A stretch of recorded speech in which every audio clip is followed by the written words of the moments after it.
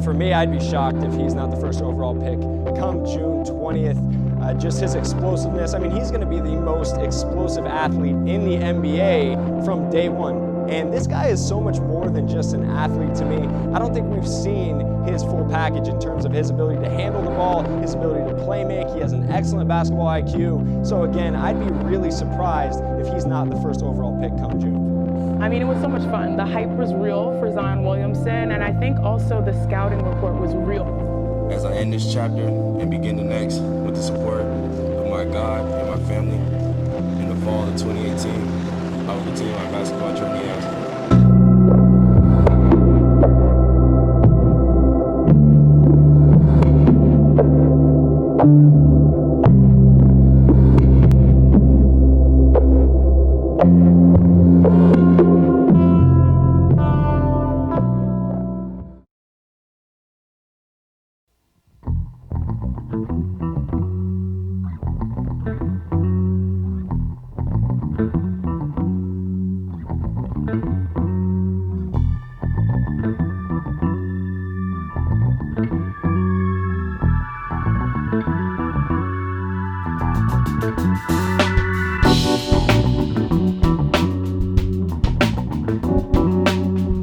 I want you to imagine something. You're a 16-year-old high school basketball player, you just learned how to drive, you're in your junior year, and you've been playing well.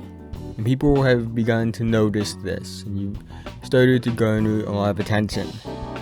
And then one day, you open your Instagram, and you see that one of the most popular music artists of the last 2 or 3 decades is wearing your jersey. This is the story of Zion Williamson, someone who became one of the most popular athletes in the world at 16. A guy whose combination of freakish size and freakish athleticism seems like it was made up in a fictional story. A guy who's the definition of a creative player or made in a lab. This is the story of someone who dominated every single level of the game he ever played at. And in a way, this is the story of someone with the perfect story.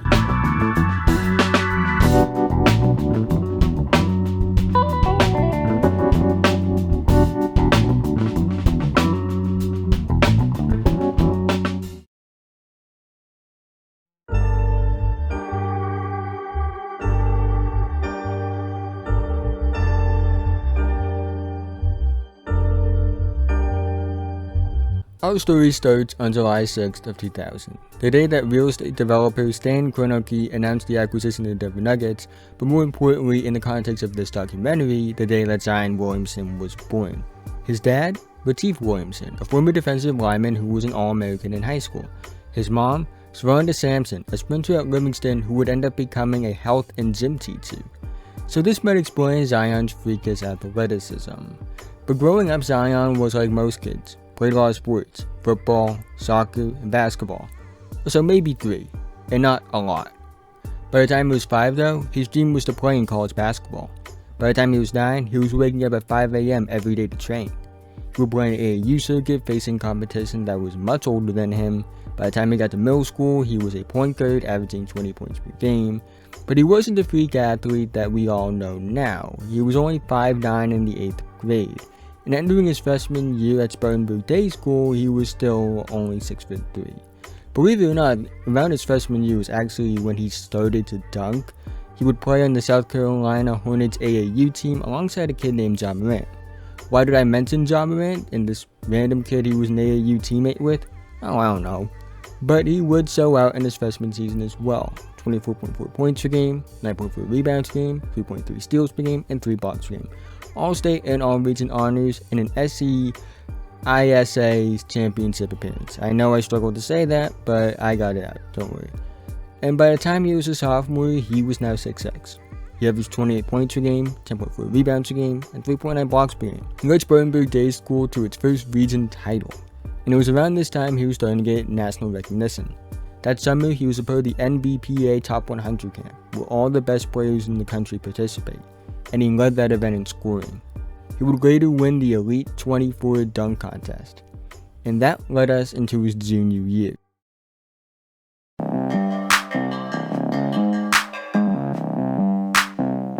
Zion Williamson's junior year of high school is really where this all begins. He was on the Naismith Prep Player of the Year awards.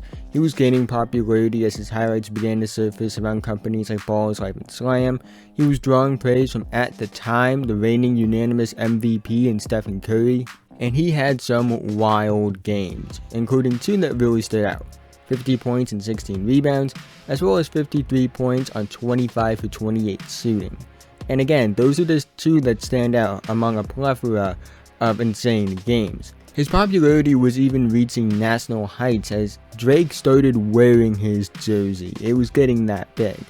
He was averaging 36.8 points per game, 13 rebounds a game, 3 steals a game, and 2.5 blocks per game. He helped Spartanburg Day to another region title, and he set the record for most 30-plus point games in a season in South Carolina history with 27. He was named Max Preps Junior of the Year, and that summer he gained even more popularity on the AAU circuit, where he played against a highly touted scoring prospect by the name of Romeo Langford. And of course, we cannot forget about the famous AAU game against LaMelo Ball. Two of the most popular high school athletes in the world going head to head. The crowd for this game was so massive that they almost canceled the event. In fact, LeBron James had plans to go watch this game in person, but he didn't even get out of his car because he wanted to avoid the frenzy. It was that bad. Damian Lillard, Don Maker, Jamal Murray, and Andrew Wiggins were among players that showed up to this event. Zion and his AAU team SC Supreme would win that game, and overall Zion would win Adidas Nations Camp MVP, averaging 22.5 points a game and 7.2 rebounds a game. His senior season was more of the same, big time numbers, another regional title, a big time Hoopball Classic game against Chino Hills, which I'm guessing they scheduled under the assumption that LaMelo Ball would still be there, but he wasn't. However, that game would not disappoint as he would go up against another touted player in Onyeka Okongwu who was still on Chino Hills. His final high school game was on ESPN. He was South Carolina Mr. Basketball. Of course, he was a McDonald's All-American. He was named to the Jordan Brand Classic and Nike Hoop Summit. However, he would only play in the McDonald's game because he injured himself. But now I do want to talk about something, and that's what the critics had to say about Zion Williamson.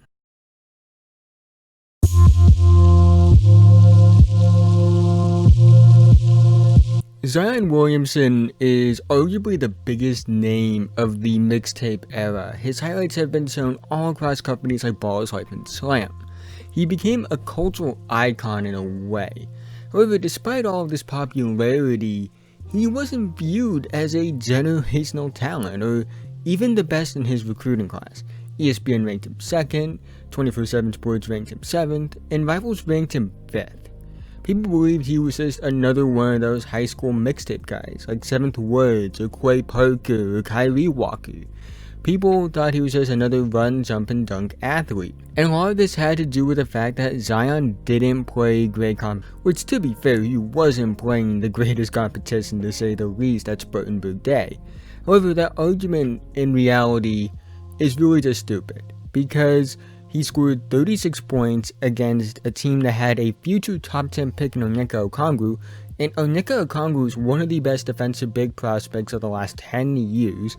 He also dominated all the circuits and camps where the best players in the country participated, so it was clear that Zion was a dominant player, and the idea that he couldn't do what he was doing against better competition when he clearly showed he was able to do that was always ridiculous. And I think a lot of the reasons why people would say this is because people didn't like how popular he is, and solely based off how popular he is.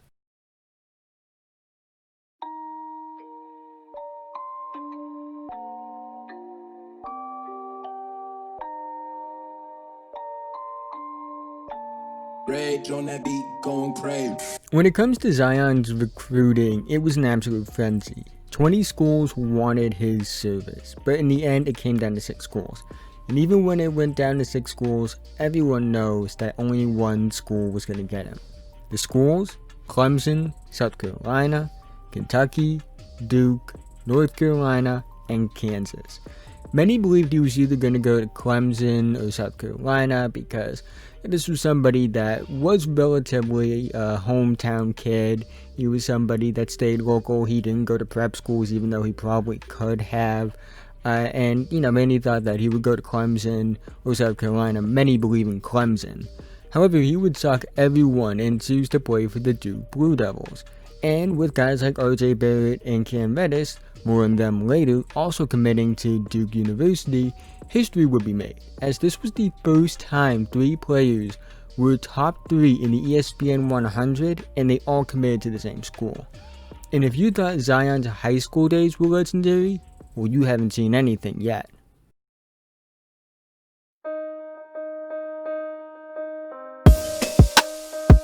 Zion Williamson was entering his freshman season as one of the most popular athletes in the world, and quite honestly, easily the most popular athlete in college sports. And on top of this, he was playing at one of the most known college schools in the country, and one of the most popular college basketball teams in the world, and it was a perfect storm, or that's how it seemed. Remember I mentioned that Zion wasn't the best player in his high school class coming out according to the rankings? Well, you see, one of those guys that was ranked ahead of him by all 3 major recruiting sites was RJ Barrett, who happened to now be Zion's teammate. RJ entering the season was considered the consensus first overall pick, or at least considered the consensus top player in the class. He was the best player on a storied Montverde Academy team that won the Geico National title. He was the most accomplished male high school basketball recruit since LeBron James. He was drawing comparisons to guys like Jimmy Butler and James Harden. So he was definitely somebody entering the season that was considered better than Zion Williamson. Another teammate who was a bit more debatable about whether you thought he was better than Zion or not entering that year was Cam Reddish. ESPN ranked Zion over Cam Reddish, however 24/7 Sports ranked Cam Reddish over Zion. Cam was somebody that drew comparisons to guys like Tracy McGrady and Paul George due to his scoring ability and his ability as a passer, and according to those who faced him in high school, he was basically Michael Jordan. Just listen to this clip. Who the hardest person you had to guard? Be honest, man. Could be when you're freshman. Cam Reddish. I told you. Everybody gonna say. People. Everybody when you play against Cam? Everybody gonna say Cam Reddish. DC. I ain't gonna talk about that though. Cause he was trying to cook. I ain't trying to violate with him. He gave me 44. When did you? 40. 40. How many he gave you? Shit, he might have gave him more. Never mind. 40. How many he gave you? Well, he didn't give me 40. He gave like the person who would guard him, but I'm still on the team, so I'm a part of it. I ain't sorry what you gave her, but it was more than 44. Nah, Cam Reddish is different, bro. Nah, he's different. Yeah. He cold. So Zion Williamson was entering a college season where he had a teammate that people thought were better than him, and he had a teammate that people were having legit debates about being better than him. So it wasn't as cut and dry as you would think. However, on November 6, 2018 at Bankers Life Fieldhouse in Indianapolis, Indiana, this is where it all began to change.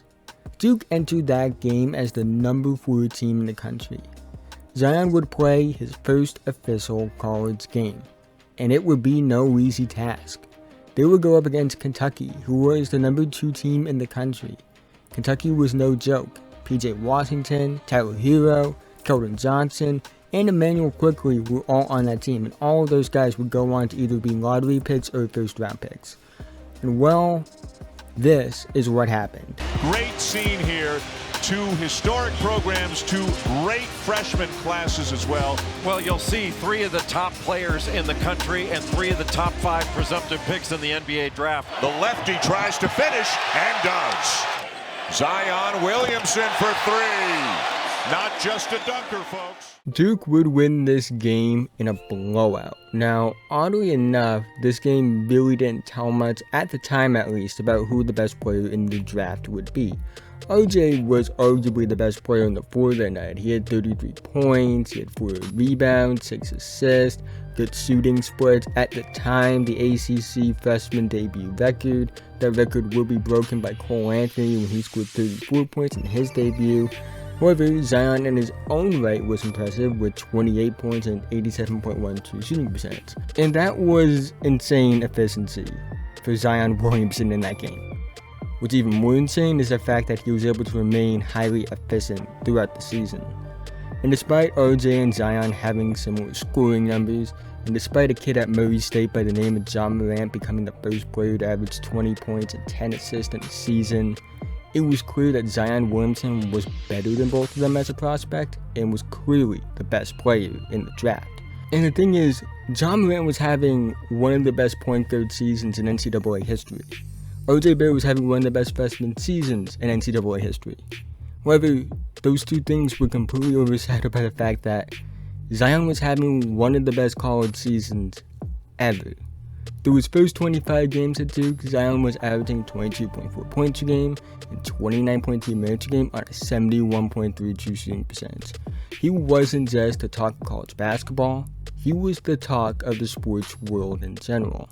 A guy that was this big, this fast, and this athletic was dominating one of the best conferences in the country in the top competition in the world. Which leads us to February 20th of 2019. Duke vs UNC. One of the biggest rivalries in all of sports. And to be quite honest with you, I've never seen this much hype around a college game. Tickets for this game were reportedly around $4,000. In fact, over $4,000 was the average ticket price. Apparently the cheapest tickets just to get in the door were over $2,000. People were willing to pay over $10,000 to watch this game. This wasn't just because it was Duke vs UNC. This was because it was Duke vs UNC with Zion Williamson. In fact, it was such a big event that former President Obama showed up to the game.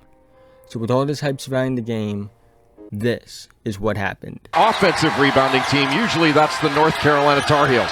Slipping and injured is Zion Williamson. Back the other way, a layup for Cam Johnson. And 36 seconds into the game, Zion Williamson is down. He blew through his shoe. Yeah. Look at his Look at his left shoe. He blew completely through the shoe, and then he started holding his right knee. I mean, his shoe blew apart. I've never seen anything like that. Watch when he plants right here. His foot comes out of his shoe.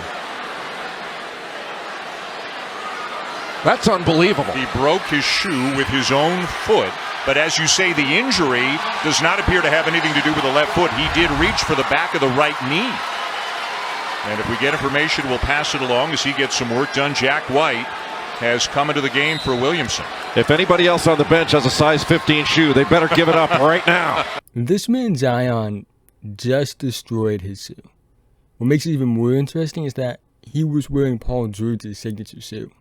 Yes, the shoe designed for a man that suffered one of the most gruesome leg injuries in sports history.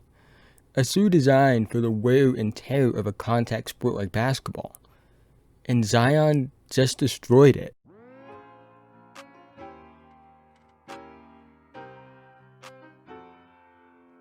Now, I could go on for days about how amazing Zion was in college.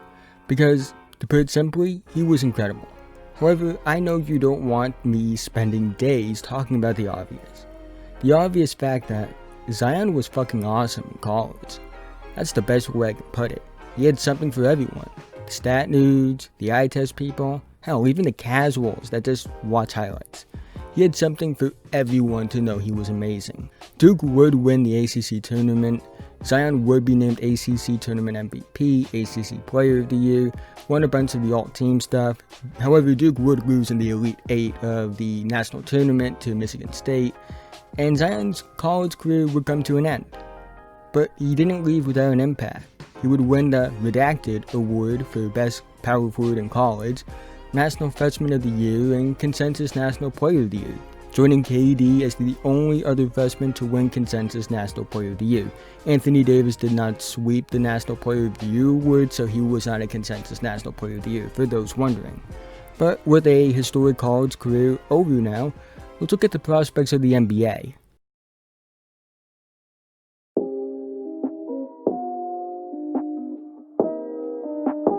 Zion Williamson was an incredible prospect. He had a 99 grade for me. For some perspective, I started covering the draft around 2016 or 2017. I've seen a lot of great prospects. there's only 3 I've given a 99 grade to, which is the highest grade I'll ever give a prospect. And those 3 prospects are Cade Cunningham, Luka Doncic, and Zion Williamson. The size and athleticism combo was already something that was unheard of. He was either too fast or too strong to handle, to be quite honest with you. He was unstoppable on the fast break and going downhill. In fact, him getting downhill at full speed is something I believe probably has been ingrained in a lot of college players' minds, and it gives them nightmares to this day. However, what people didn't talk about enough, in my opinion, and I still think this is something that remains true, is just his intangibles as a player. He has a super high basketball IQ, he has a great feel for the game, and processes things well on both ends of the floor. I feel like the dunks kind of overshadowed that. Zion wasn't a generational basketball talent simply because of his freakish measurables and his athletic ability. It was also because of his skills and intangibles as a player, and I feel like that is what has gotten lost in all of this. Because people saw the dunks and that's all they were shown, they probably think that he wouldn't be a great pro because all he was doing was dunking. But that's because they didn't see the intelligence and feel for the game that he had that made him so damn special.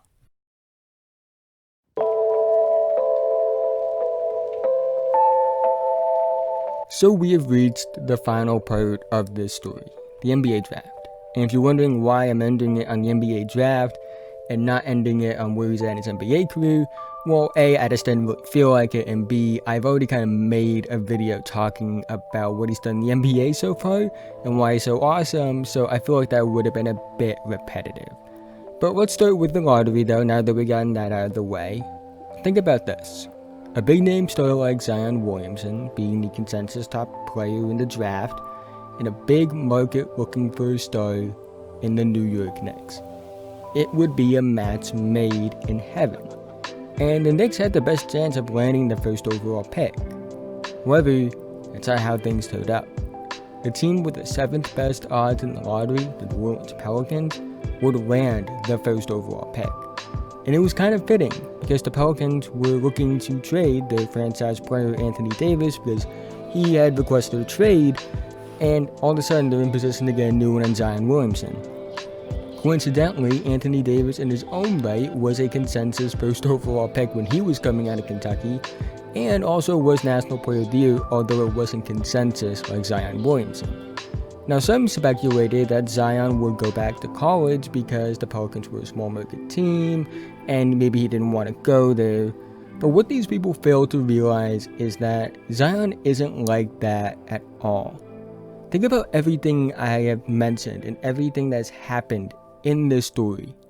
Drake wearing his jersey, praise from Stephen Curry, Obama showing up to his game, people willing to drop $10,000 to see him play in person, all the popularity and coverage in the world, but he's still humble, and he still has his small town aura about him. Despite all the cameras around him, he still has the same mindset. He hasn't gone Hollywood or whatever you call it, and that's what makes him so damn interesting. He's an elite talent, a rare athlete, and has all the popularity in the world.